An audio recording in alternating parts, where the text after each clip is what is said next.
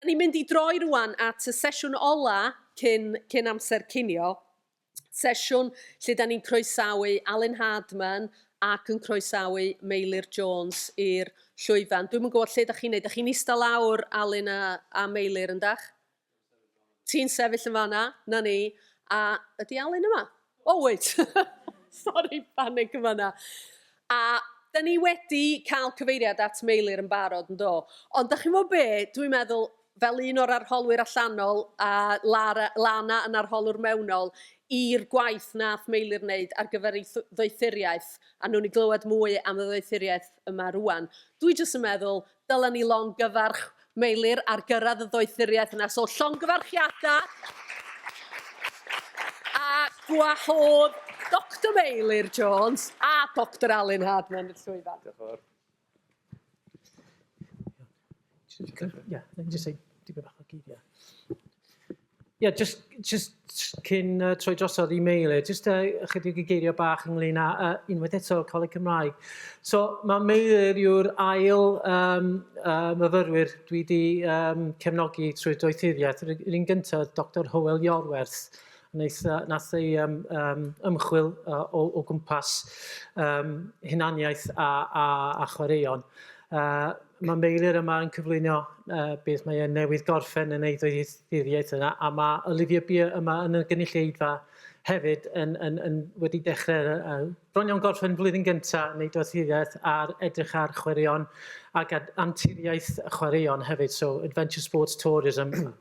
A cyswllt pob tro da ni'n edrych ar ydy defnydd ag effaith yr iaith yn cysylltiedig â chwaraeon, so mae yna cydlynedd yn bodoli trwy'r ymchwil i gyd. Ond heddiw mae Meilyr yn mynd i cyflawni. Beth ni am wneud ydy mae Meilyr yn cyflwyno am 10 munud, a wedyn byddai efo'r maic yn mynd o gwmpas os ydych gennych chi cwestiynau, iawn? So gobeithio, mae gennych fi cwestiynau tu hwnt rhag ofn, ond fysa'n well bod cwestiynau gwell yn dod ohonoch chi. So o gobeithio fydd yna lot o cwestiynau. Iawn, diolch. Meilyr. Diolch yn fawr. Dwi'n meddwl y challenge mwyaf ydy cyflwyno gwaith PhD mewn 10 munud, ond na i drio fy ngorau. So, gyntaf diolch i Elin am y llongyfarch. Diolch am basio'r PhD. Fyswn ni ddim yma os ydych ti wedi methu fo. Nath Elin deud fi ddoe, o pam ti heb di roed Dr Meilyr Jones ar dy deitl. Dwi'n anghofio weithio bod fi yn doctor. So, ia, tro nesaf mi nai. So, ia, dwi am edrych ar berthynas rhwng y Cyfryngau Cymdeithasol, pêl-droed ar Ieithoedd Gymraeg. So, dwi'n gwybod mae yna lot o bobl barod bore yma wedi cyffwrdd ar lot o'r ofennau yna ar y Cyfryngau Cymdeithasol a sut maen nhw'n gweithio. Craig yn siarad amdano fo yn Ewrop, a dyn ni hefyd wedi clywed amdano fo yng Nghymru. Ond gobeithio allai roed fy mhrofiad i o gwblhau'r PhD a datblygu rhai o'r syniadau yna dyn ni wedi siarad amdano yn barod bore yma. So ia, dwi eisiau dechrau efo dipyn bach o ysbrydoliaeth o ran sut nes i ddechrau i wneud y prosiect yma. Dwi'n cofio 5 mlynedd yn ôl, Alun a Carwyn Jones yn cyflwyno prosiect i fi, bod nhw eisiau i rywun i edrych ar y berthynas yma. Gan bod ni'n teimlo fel bod nhw ddim really neb di edrych ar y tri elfen efo'i gilydd o blaen. Ond nath nhw'n rhoi dipyn o blank canvas i fi, i fod yn onest. Mae Cyfryngau Cymdeithasol yn faes eitha eang. Doedd nhw ddim penodolrwydd o ran pa fath o sefydliadau chwaraeon i edrych ar. Ond dwi'n cofio edrych ar y tweet yma gan Rabi Matondo. A mae'n eitha amserol bod Rabi Matondo actually nôl yn y garfan Cymru ar gyfer y gemau yma. A Rabi ar y pryd yn wr ifanc wedi cael ei fagu yng Nghaerdydd, ond yn dod o deulu di-Gymraeg. Ond oedd wedi dechrau trydaru yn eitha aml trwy gyfrwng y Gymraeg. A wedi cael ymateb really positif i wneud hynna. A ni jyst yn gweld o'n really diddorol bod wedi wneud y trydariad yma drwy'r Gymraeg, wedi cael 2.2 mil o likes, a bod wedi wneud yr union un trydariad trwy'r Saesneg, a dim ond wedi cael 189 o likes. Ac fel ydych chi'n gweld hefyd o'r ymatebion, mae yna 30 ymateb i'r un Cymraeg, a dim ond 1 ymateb i'r un Saesneg. So, yn syth yma, o'n i'n meddwl, beth sy'n digwydd yma, pam fod hynna'n digwydd. So nath hynna roi rhyw fath o ysbrydoliaeth i fi, bod yna modd defnyddio Twitter i edrych ar y maes yn ehangach, a kind of deall beth sy'n mynd ymlaen efo yma. Mae hwn yn dystiolaeth pendant yn ei hun, dystiolaeth meintiol, bod yna rhywbeth yn digwydd efo yma. Ond eisiau benderfynu bod fi eisiau mynd lawr yr lôn o edrych ar data ansoddol a rili deall pam bod y ffenomena yma o'r cyfryngau cymdeithasol chwaraeon ar iaith Gymraeg yn gallu cael gymaint o potensial. Na i just dod ar nod ac amcanion y prosiect fyny. Dwi ddim am darllen dros ein gyd, na i gadw nhw ar y sgrin am dipyn bach. Ond y prif nod y prosiect oedd darganfod potensial y cyfryngau cymdeithasol chwaraeon wrth geisio hybu mwy o bobl i siarad Cymraeg. Mynd nôl at y tweet yna, o'n i eisiau deall os oedd tryderiadau gen ynghyd chwaraeon, bod yn chwaraewr pêl-droed, bod yn sefydliadau chwaraeon, neu hyd yn oed, fel dyn ni'n sôn yn barod, rhai perchnogion oedd yn defnyddio'r Gymraeg. Os oedd gen y tryderiadau yma y potensial i hybu mwy o bobl i siarad Gymraeg. Rwan, mae'r ddau amcan cyntaf, maen nhw dipyn bach o adolygiad llenyddol. O'n i'n ymchwilio'r theoriau cymdeithasol, pethau fel ieithyddiaeth, cymdeithaseg iaith, ieithrwydd ac yn y man, jyst i osod cefndir i'r prosiect. Ac yna, yn yr ail benod, deall y berthynas rhwng yr iaith, ein hunaniaeth fel Cymru, ar ôl gall chwaraeon i chwarae fel modd i bwysleisio ein hunaniaeth. Ond be dwi am siarad amdan mwy heddiw ydy'r tri amcan olaf. Y tri amcan oedd prif ymchwil fy ngwaith, i fod yn onest. A mae'r tri amcan yn wneud swydd dipyn bach wahanol. Mae'r un cyntaf yn edrych ar y Cymru Cymraeg, da ni'n sôn amdan y cyhoedd, pobl llawr gwlad, pobl ar y gwylod pan mae'n dod i osod polisiau. Mae'r ail yn ddadansoddiad feirniadol o'r sefydliadau chwaraeon yma yng Nghymru, os nhw'n defnyddio'r Gymraeg yn dda, os nhw ddim yn defnyddio'r Cymraeg mor dda. Rhywbeth yn debyg i bydd Craig sôn amdan yr asesiad yma o sut maen nhw'n defnyddio'r Gymraeg. A wedyn yr amcan ola oedd holi hysbyswyr polisi am y cyfleoedd a'r rhwystrau oedd nhw'n ei weld a'r ffordd oedd nhw'n meddwl fyddwn nhw'n gallu helpu. Na i ddechrau efo'r amcan gyntaf yna, sef astudiaeth dda. Ni'n sôn amdan y tweet na gen Rabbi Bontondo ar ymatebion positif oedd y tweet wedi gael. Ond nes i benderfynu i ddefnyddio tweet tebyg gen ynghydau tebyg a fynd ar ôl yr ymatebion yna a gweld os o'n i'n gallu dysgu rhywbeth o'r ymatebion a wedyn defnyddio'r ymatebion yna fel bobl i fod yn sampl ar gyfer cyfweliadau. Na i jyst fynd dros rhai yn nhw yn gyflym. Mi yn y fama, da ni wedi clywed yn barod amdan bai colion yn defnyddio'r Gymraeg ac oedd rhywun wedi dweud, gret, gweld clybiau'n defnyddio'r Gymraeg. Oedd yr un nesaf yn ymateb i Rob McElhenney, eto rhywun da ni wedi clywed amdan yn barod, a jyst gair o ddiolch am wneud gymaint ymdrech i ddefnyddio'r Gymraeg ar yr cymdeithasau bod o ddim yn iaith gyntaf iddo fo. Mae'r nesaf eto yn dod gen Rob McElhenney, ond fel bod hwn yn hynod mwy pwerus o ran y ffaith bod yn dweud, I've been learning to me in Welsh, this was the push I needed. Mae hwnna i fi yn dangos bod yna potensial enfawr yn y cyfryngau cymdeithasol chwaraeon i actually pushio bobl i ddysgu'r Gymraeg. Da ni wedi sôn am y gair normaleiddio. Dyna'n union y pŵer mae'r cyfryngau cymdeithasol yn gallu gael. Mae'r nesaf yn ymateb i tweets gen FAW o Aaron Ramsey yn gwneud cyfweliad yn y Gymraeg. A mae jyst yn tweet sydd jyst yn diolch i Aaron Ramsey am ddefnyddio'r Gymraeg. Ac eto, mae'n tweet gen ddysgu'r Cymraeg sydd jyst yn gwerthfawrogi bod rhywun sydd wedi cael problemau efo hyder o ddefnyddio'r Gymraeg rwan yn gallu ddefnyddio fo ar y cyfryngau cymdeithasol mor hyderus. Eto, Aaron Ramsey yn tweetio yn Gymraeg yn y gwylod, a rhywun wedi dweud bod gen Aaron Ramsey gymaint o ddilynwyr a phoblogaeth Cymru mwy na lai, a mae un tweet bach yn y Gymraeg bob hyn a hyn yn gallu gwneud gymaint o wahaniaeth. A mae o mor wir, a dyma be o'n i'n trio gweld pam bod hyn yn wir. A dwi'n meddwl bod yr un yma'n rili diddorol o ran rhai beth dwi wedi sôn amdan yn barod bore yma.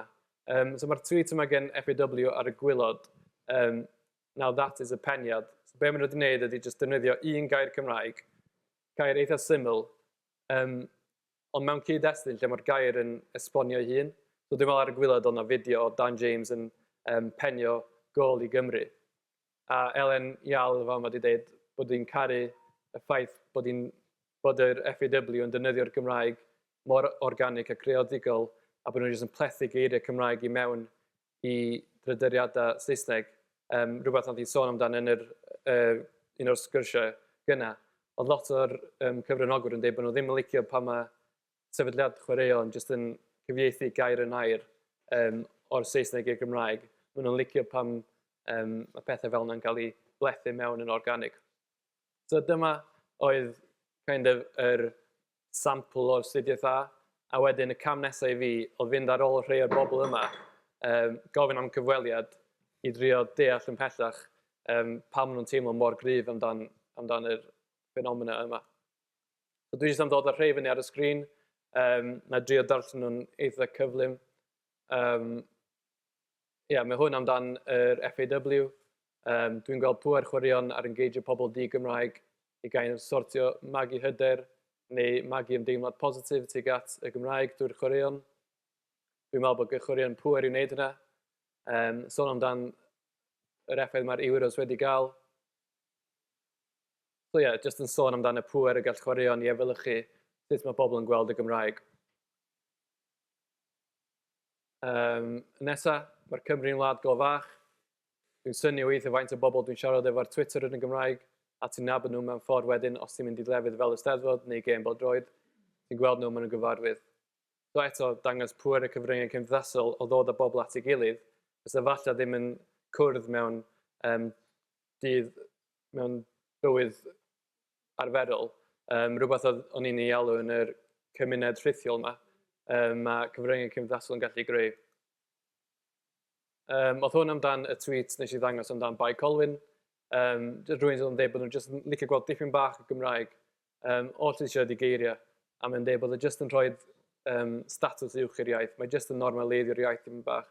Mae jyst yn neud o edrych yn fwy deiniadol i bobl i siarad bob dydd.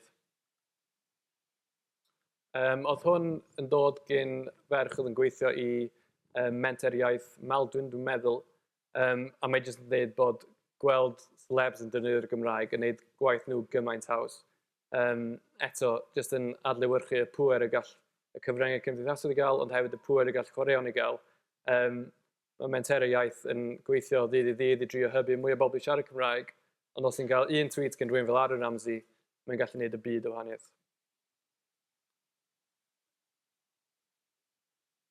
A hwn jyst yn dweud, ddim angen bob un tweet fod yn Gymraeg, jyst fod nhw'n gwneud ymdrech. So un peth o'n i'n trafod lot efo fy cyfranogwyr oedd os dylia hwn fod yn rhywbeth sy'n cael ei borsio i sefydliadau'n wneud. A rhan fi o'n dweud na, fysa hynna'n yn defeat the object dipyn bach. Maen nhw jyst eisiau gweld bod yna rhyw fath o ymdrech yn cael ei wneud i ddefnyddio dipyn bach y Gymraeg. Ar un ola, oedd hwn yn ei wneud efo'r tweets gan Elen Ial o ran y dipyn bach o code mixing, dipyn bach o plethu'r Gymraeg i mewn. Ac o'n i'n gofyn iddi os oedd hwn yn gallu bod yn bwerus i ddysgwyr Gymraeg. Ac bod yn dweud bod e jyst yn gwneud y Gymraeg yn dipyn bach mwy accessible. Yn hytrach na bod nhw'n gorfod darllen paragraff enfawr gan sefydliad chwaraeon. Maen nhw'n jyst gweld gair, maen nhw'n pigio'r gair na i fyny, maen nhw'n cofio'r gair na, a maen jyst yn ychwanegu ati thesaurus nhw mewn ffordd. So, dyna ymfras iawn oedd yr astudiaeth gyntaf.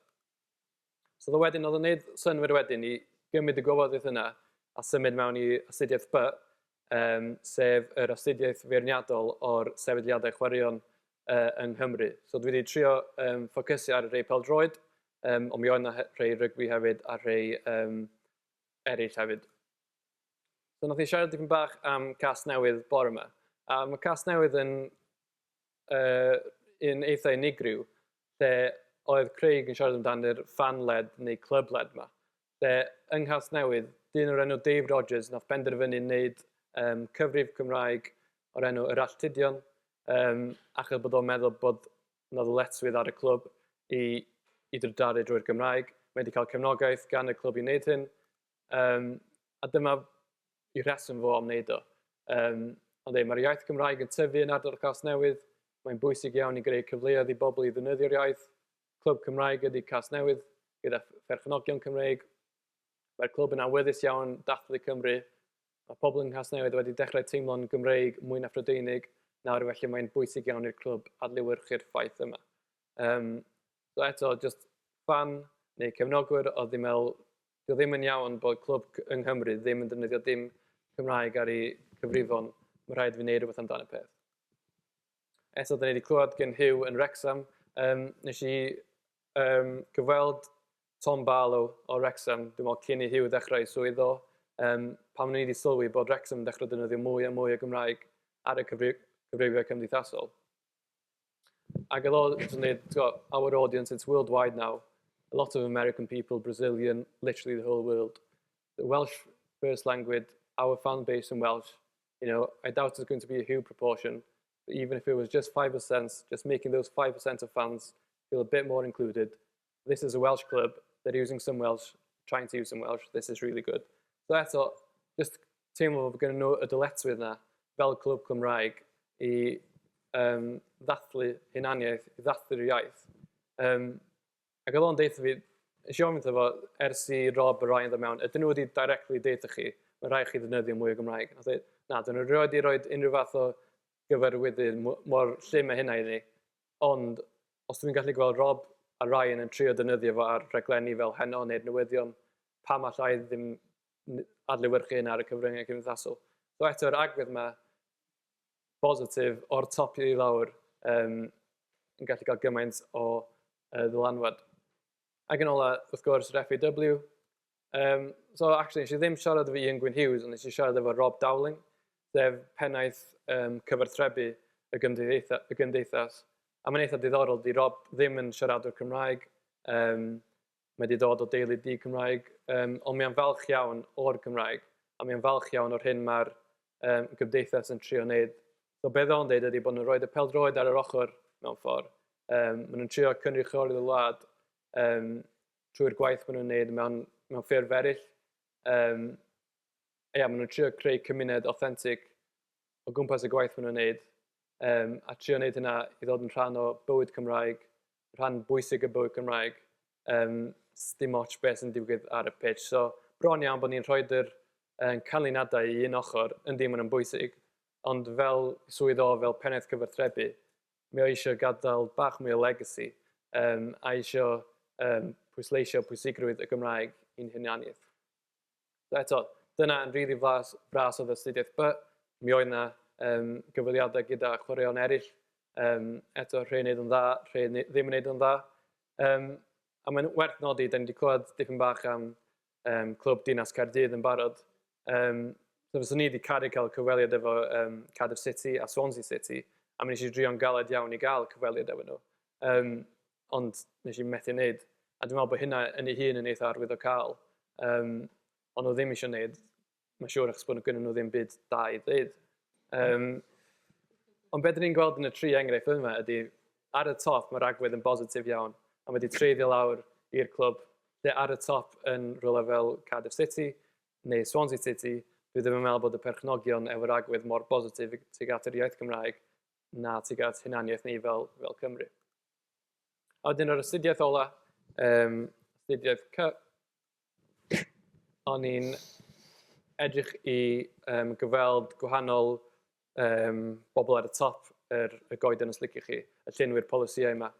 So, Comisiynydd Iaith, oedd y Matthew tîm Comisiynydd yn deitha fi sut bod nhw wedi bod mewn cyswllt efo Clwb Pêl-droed Wrexham, lle mae partneriaeth yna wedi kind of dechrau cael Wrexham i ddefnyddio mwy'r Gymraeg. Sport Wales, ond y cwbl o pethau arwyddocaol gen Sport Wales. Mae'r un cyntaf jyst yn datgan yr pŵer gall chwaraeon i gael a bod nhw'n adnabod hynna. Ond eto mae'r ail un yn dipyn bach o dyn nhw ddim mor hapus bod nhw'n cael llythyr gan y Llywodraeth bob blwyddyn a bod y llythyr yma jyst yn mynd yn mwy a mwy a mwy o ran be maen nhw'n ddisgwyl gweld gan Sport Wales. Ond eto dydy'r cyllid ddim yn matcho hynna. So mae'r Llywodraeth bron iawn yn gofyn, da ni eisiau gweld mwy o Gymraeg, ond dyn nhw ddim yn helpu nhw wneud hynna. A dyn yn ola yr Welsh Sports Association. Ydych siarad efo Andrew Howard, oedd sef CEO yr WSA. Eith arwydd y cael bod wedi dod o'i swydd o'r FAW. Ac oedd o'n dweud, os da ni eisiau cael miliwn o siaradwyr erbyn 2050, maen nhw'n mynd i gorfod defnyddio chwaraeon. Ac eto, y neges oedd, mae angen mwy o gyllid, mae angen mwy o help cymorth ar y sefydliadau chwaraeon i allu wneud hyn. Os yna'n bolisiau, os yna'n gymorth, cyfieithiad, bynnag sydd angen, mae angen mwy o help. So ia, eto, yn fras iawn, dyna oedd astudiaeth y CEP. So, sydyn iawn, prif ganfyddiadau o'r thesis. So, nath i ddarganfod bod tryduriadau gan endidau chwaraeon yn cael effaith positif ar y Cymru. Mae'n cynyddu eu teimlad o berthyn i'r wlad ac yn effaith y ffordd effeithiol o normaleidio'r iaith. Mae yna rhai sefydliadau yn gwneud defnydd da, mae yna rhai ddim yn gwneud defnydd mor da. Mae yna teimlad bod yna ddyletswydd ar sefydliadau chwaraeon i wneud hyn. Ond yn anffodus, mae yna prinder adnoddau yn trwystro llawer o sefydliadau yn ogystal ac ansicrwydd iaith. So, di o ddim jyst yn broblem o diffyg cyllid neu diffyg resources. Mae lot o'r bobl yma yn y sefydliadau, dyn nhw ddim yn dod o gefndir Gymraeg. So, sgynnu nhw ddim y hyder i ddefnyddio'r Gymraeg, achos maen nhw'n teimlo fel bod nhw'n cael ei ridiculio ar-lein. Ond mae yna nifer o gyrff llywodraethol sydd eisiau chwarae rhan, all chwarae rhan. Ond ar y funud, mae angen partneriaeth gliriach rhwng yr sefydliadau yma. Fel ni'n sôn am gynnau, mae gen ni'r Comisiynydd, Llywodraeth, Sport Wales, WSA. Maen nhw gyd efo agwedd really positif tuag at y Gymraeg ar social media. Ond os o neb yn gweithio efo'i gilydd, os oes yna sefydliad rwan angen help, dyn nhw ddim rili'n gwybod lle i fynd i. Mae'r Comisiynydd wedi helpu Wrecsam, ond does o ddim really link rhwng yr holl sefydliadau i allu cynnig cymorth really effeithiol i sefydliadau. So, fe awgrymiadau i o'r ddoethuriaeth i kind of dod dros yr rhwystrau yma, fysa'n dda i allu creu swydd, rhyw fath o swydd ymgynghori, lle i greu'r partneriaeth yna rhwng yr sefydliadau ar y top. Yna un person yn kind of lincio pawb at ei gilydd, yn gofyn am help gan y Comisiynydd, gofyn am help gan y Sport Wales, yn kind of yn lliwio hynna i gyd. Cyllid ychwanegol, ond dwi'n siŵr bod bob un problem ymchwil yn gofyn am cyllid ychwanegol. Ond dwi ddim yn gorfod bod yn cyllid enfawr i bob un sefydliad chwaraeon. Eto, allu ddefod jyst yn un swydd, fel ni'n sôn am ar y top, i allu lliwio popeth at ei gilydd. Dylunio cynllun i sefydliadau wella eu polisi iaith. Mae yna gynlluniau allan yna yn barod, ond os o ddim byd specific i'r byd chwaraeon. A dwi'n meddwl bod yn bryd i gymryd y byd chwaraeon dipyn bach mwy o ddifrif a roi'r parch i'r byd yna i greu polisi penodol i nhw. Rhedeg gweithio i sefydliadau chwaraeon, so i allu mynd dros y cynllun yma ac i allu creu rhyw fath o rwydwaith sydd wedyn yn parhau am flynyddoedd i ddod. So ie, diolch am wrando.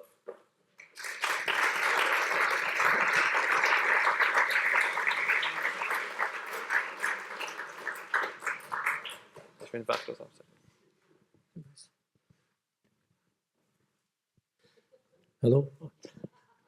Dwi'n ymwybodol bod chi eisiau bwyd. So, dim ond 5 munud.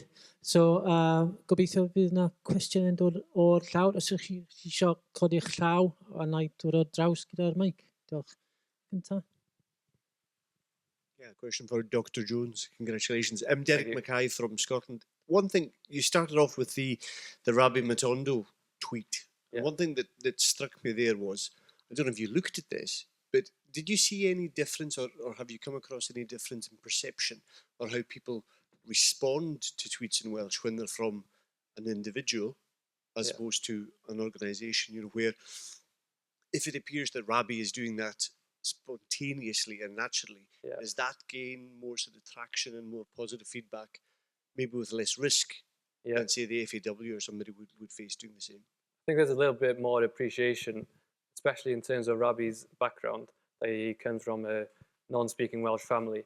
I think there's more of a expectation for Welsh clubs to do it, and when an individual does it, especially when it's not his first language, I think there's a bit more appreciation that more effort has gone into it. Don't remember who Rabi was playing for at the time, but it would not have been the club pushing him to do that. It would have been off his own back that he wanted to do it. He was obviously very, and still is, very proud to be a Welsh speaker.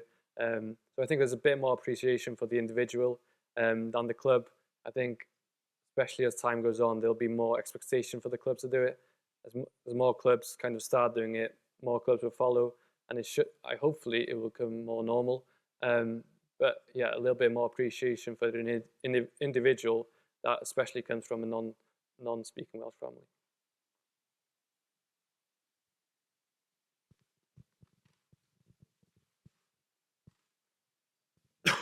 Diolch yn fawr, Meilyr. Cwestiwn, achos mae'n rhywbeth sydd wedi taro fi trwy'r cyflwyniadau heddiw. Dych chi wedi gwneud dadansoddiad o ddefnydd y Gymraeg ar-lein yng Nghymru. I ba raddau ydy'r defnydd yma, o ran typology falle, neu o ran, sa'n gwybod canon neu beth, i ba raddau ydy hyn yn symbolaidd, ydy hyn yn dangos rhyw perthynas gyda'r Cymraeg a falle gyda'r chynulleidfa, a faint mor aml ydy hyn actually gyda cyfathrebu gyda'r cyhoedd, gyda'r defnyddwyr, gyda'r fans. Achos mae lot o'r, taro fi, mae lot o'r trafodaeth heddi wedi bod am sut mae pobl yn siarad am hunaniaeth a ni ddim yn siarad am ddefnyddiaeth mwyn cyfathrebu gyda phobl. Dwi'n meddwl falle fo weithio i'r ddau peth, i fod yn onest. Dwi'n meddwl y rheswm oedd pobl yn ymateb mor bositif i drydariau Cymraeg ydy, oedd e jyst yn rhywbeth mor anarferol i weld. Ond nhw ddim wedi arfer gweld sefydliadau chwaraeon yn defnyddio Cymraeg. So oedd e'n eitha symbolic bod nhw'n defnyddio fo. Ond i'n gwneud lot o waith o gwmpas yr imagined communities a'r virtual communities. So dwi'n meddwl bod yr Cyfryngau Cymdeithasol chwaraeon wedi dod yn rhyw fath o virtual community enfawr, lle mae bobl yn teimlo'n hyderus i gyfathrebu drwy'r Gymraeg, ac i hefyd i dangos eu gwerthfawrogiad symbolaidd o'r Gymraeg yn cael ei ddefnyddio.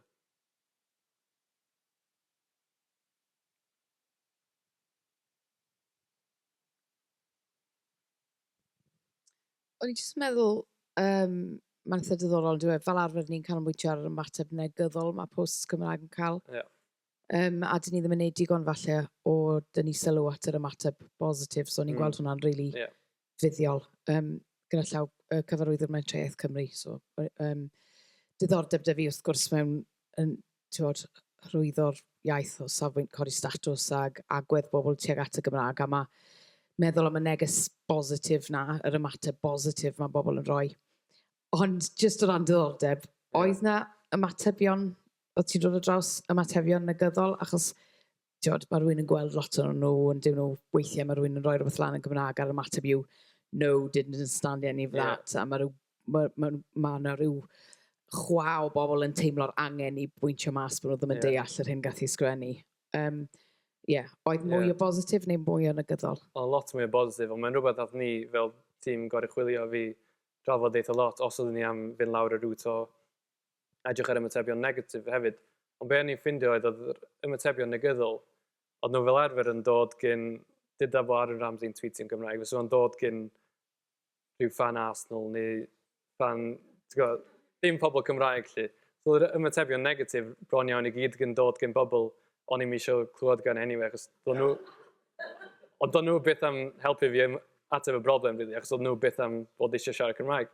So oedd lot mwy ymatebion positif, a bron iawn, nes i ddim gweld dim un ymateb negatif gan rhywun oedd yn amlwg yn dod o Gymru, ac yn amlwg oedd yn rhywun oedd yn ymwybodol o'r iaith. Oedd yr ymatebion negatif gyd yn dod gan bobl trolls falle fysa ni'n galw nhw.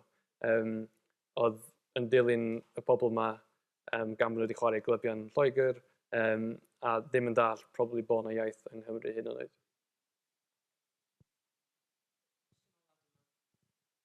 I gefnogi beth sydd yn dweud nawr, oes dim peryg bod y Gymraeg yn gyfyngedig I hunaniaeth ac i'r symbolaidd.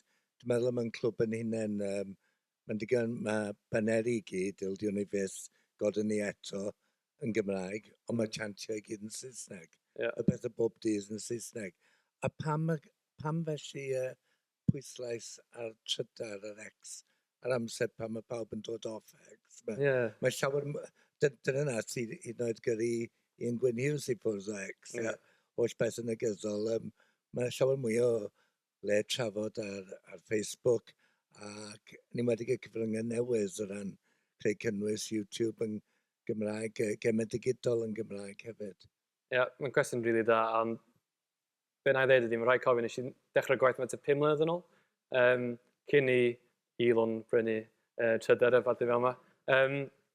Ond nes I ddefnyddio Twitter achos o'n I jyst yn meddwl bod o'n gyfrwng eitha cyhoeddus.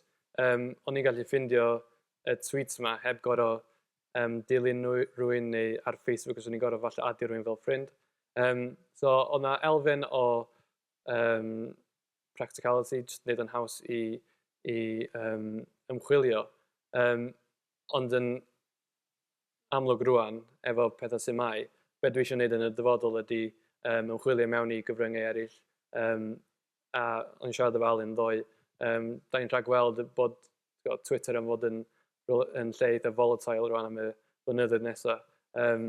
So be dwi eisiau gwneud ydy trio sefydlu fy hun fel rhyw fath o arbenigwr a helpu clybiau I sylwi ar y trends diweddara I ddeithio nhw dyma'r cyfrwng lle ydych chi angen mynd, neu dyma'r deunydd dylai fod yn mynd ar y cyfrwng yma ac yn y blaen. So gobeithio bod yna ateb y cwestiwn. Iawn, diolch yn fawr iawn I pawb am eich cwestiynau, diolch yn fawr iawn, a diolch Meilyr am y cyflwyniad.